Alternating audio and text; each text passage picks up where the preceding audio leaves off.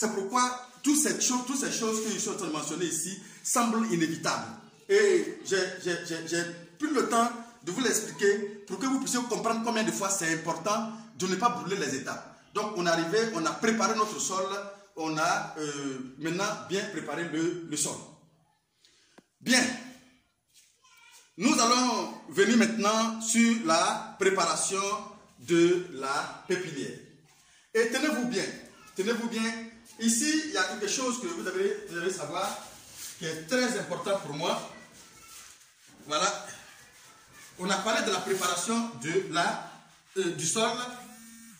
Attendez, je prends un morceau de craie. Voilà. On a parlé de la préparation du sol. Dans un premier temps, sans même parler de la pépinière. Pourquoi? J'ai fait ça sciemment. Pourquoi? Parce qu'effectivement, il faut savoir une chose. Beaucoup de personnes pensent plutôt à la pépinière qu'à la préparation du sol. Vous savez, lorsqu'on commence l'activité, la première des choses qu'il faut savoir, c'est quoi? C'est l'ensemble d'activités que je dois avoir sur ma parcelle pour la culture. Je dois d'abord les énumérer, je dois d'abord les connaître. Mais pour celui qui suit correctement, déjà, vous pouvez savoir énumérer, vous pouvez d'abord énumérer, vous-même depuis le début, vous pouvez d'abord énumérer l'ensemble des activités que j'ai pu effectuer jusqu'à là. Donc du coup, je sais que si j'ai un cas de jachère, peut-être je n'ai qu'à nettoyer,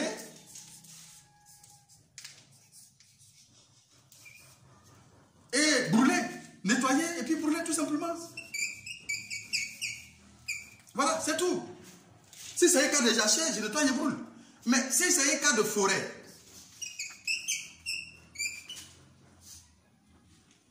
je nettoie.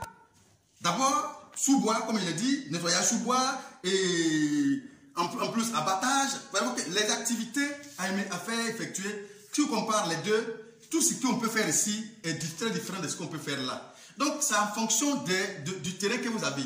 Donc, si vous avez un terrain en jachère, ces activités semblent, disons, plus ou moins réduites. Donc, du coup, il faut savoir cela. Maintenant, si vous êtes une forêt, donc ça veut dire quoi? Pour celui qui veut réellement commencer sa plantation à partir de février ou bien mars, il ne peut pas, par exemple, entre les deux là, on ne peut pas commencer les activités en même temps.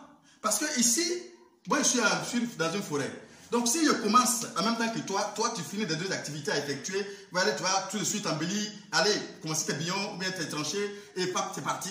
Mais par contre, moi, il y a beaucoup d'activités à effectuer. Donc, je dois commencer plus vite que celui qui est sur une terrain en jachère. Donc, la première des choses qu'il faut comprendre, c'est quelles sont les différentes étapes à effectuer et combien de temps je vais mettre pour pouvoir mener certaines activités et pour que je puisse être dans le temps.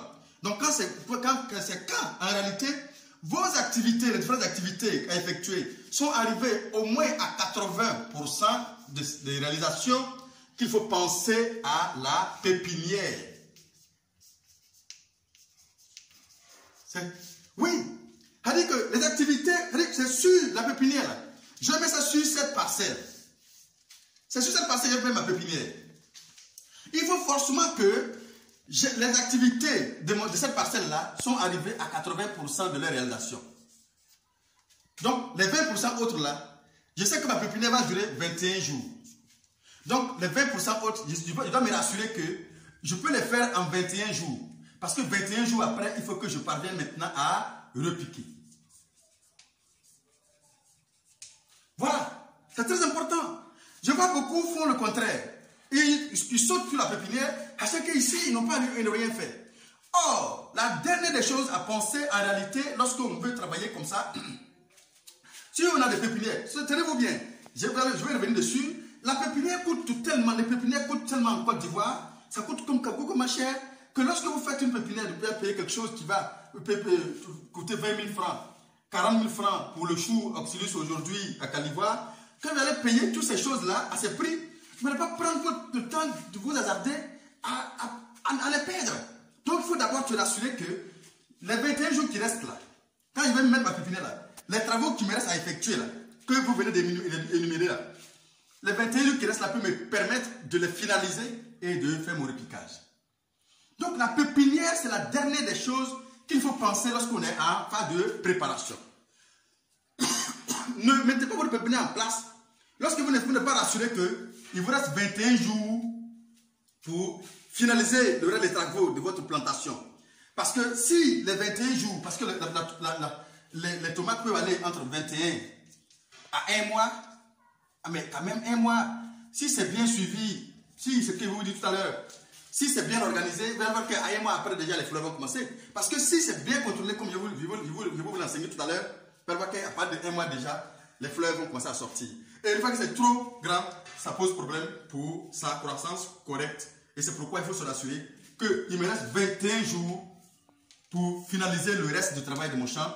Tout ce que j'ai à mettre en place, système d'irrigation, tout ce que vous connaissez, il me reste 21 jours. Et après les 21 jours, je peux maintenant passer au repiquage. Donc déjà, c'est à partir déjà qu'on se rend compte qu'il nous reste au moins 80%, on a fait 80% des activités, voire même 90% des activités. C'est en ce moment-là on dit, bon, on met la pépinière en place et du coup, je peux ajuster, à finaliser les petites activités, à effectuer et maintenant on passe au repiquage. J'ai vu des gens qui travaillent beaucoup de pression sur eux-mêmes. Malheureusement, on fait des déchets et ils ont fait des reprises à zéro et ils n'ont pas pu prendre le temps de désinfecter le sol. Tout ça, vous allez voir que je vais vous montrer et par la suite, vous allez voir pourquoi il faut prendre le temps pour faire cette activité. Il faut prendre du temps. Il faut prendre du temps. Donc là maintenant, lorsqu'on est rassuré qu'on est, disons, à 20% de la finition, on met la pépinière en place maintenant. Donc parlons maintenant de la pépinière.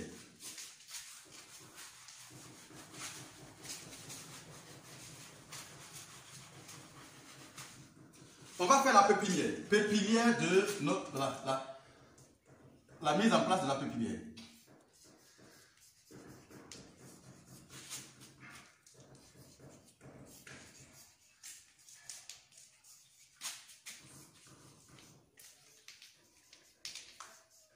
Voilà.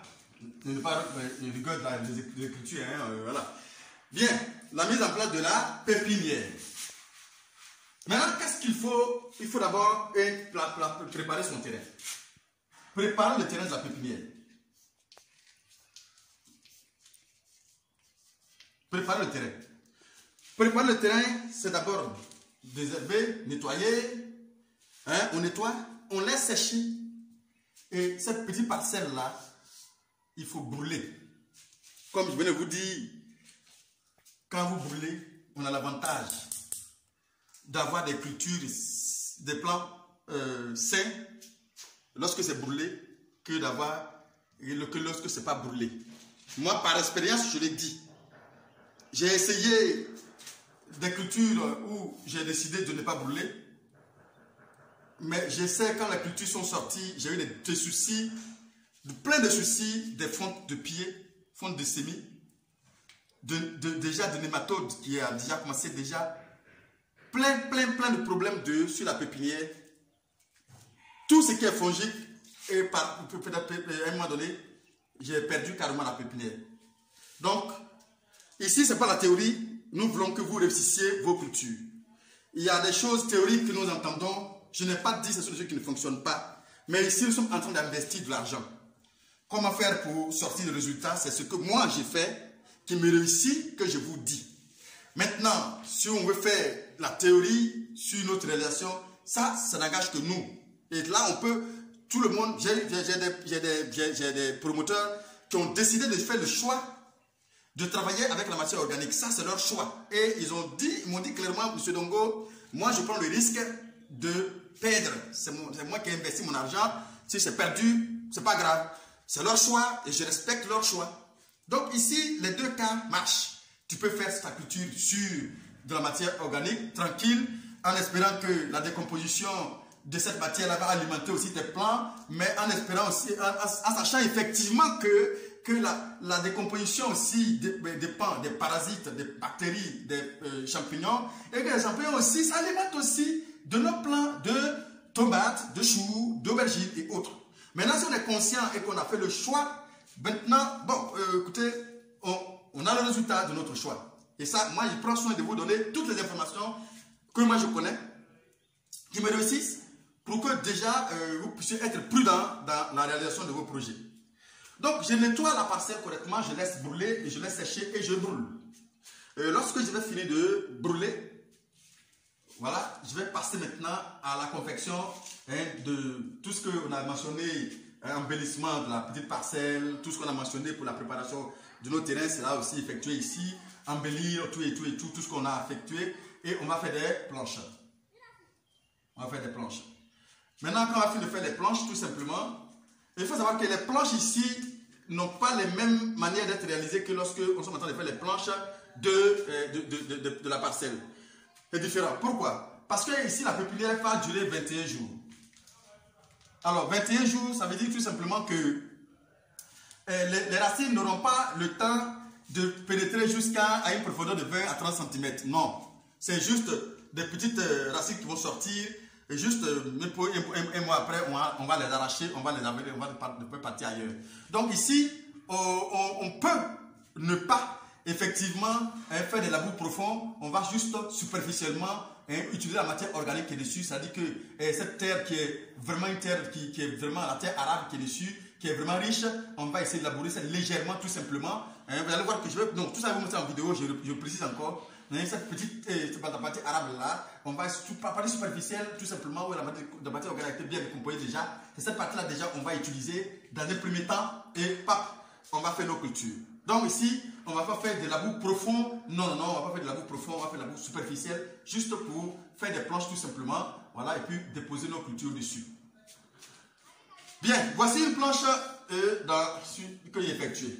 Ah, c'est une planche. La planche, j'ai décidé de faire 1,20 m. Voilà, tout simplement pour faciliter le travail dessus. Bien. Alors, sur cette planche, c'est très important de savoir ceci. C'est très important qu'il faut que je désinfecte la planche. Désinfecter la planche. Il faut que je finisse de faire la planche. Désinfecter malgré tout. Désinfecter. Désinfecter votre planche.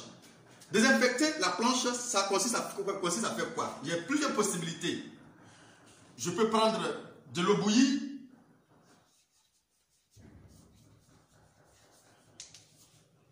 Pour désinfecter. Polyéthylène noir.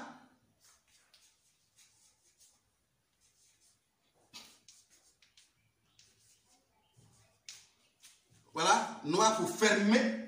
Et par la suite, la chaleur qui va frapper ce plastique-là va vraiment faire fuir ces parasites. Mais là, il faut attendre au moins environ 1 mois, 21 jours avant de commencer à agir dessus. Avant de faire vos semis. Donc, de l'eau bouillie, on peut l'utiliser et le lendemain, déjà, on peut commencer déjà à faire nos semis. Voilà, ici, on peut le faire facilement. Tout comme on peut utiliser le diafuran.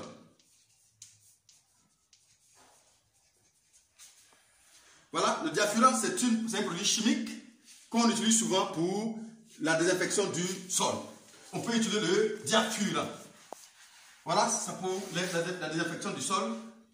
On peut utiliser le diafuran. Si on n'a pas de diafuran, un pirical aussi, effectivement, on peut utiliser pirical. Voilà, on peut utiliser pirical aussi également. Pour la désinfection du sol. Diafuran à raison de 10 grammes mètre carré.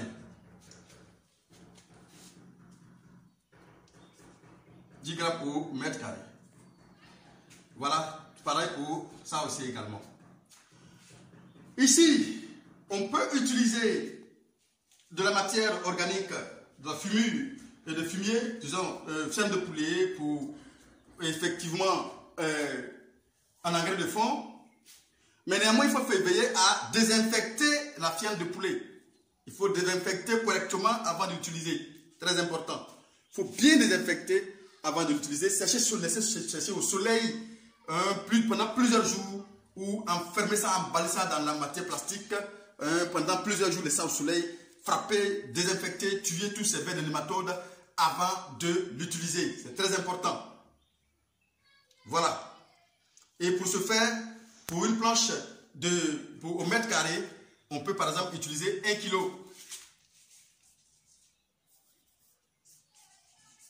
1 kg pour vraiment mélanger avec votre terre.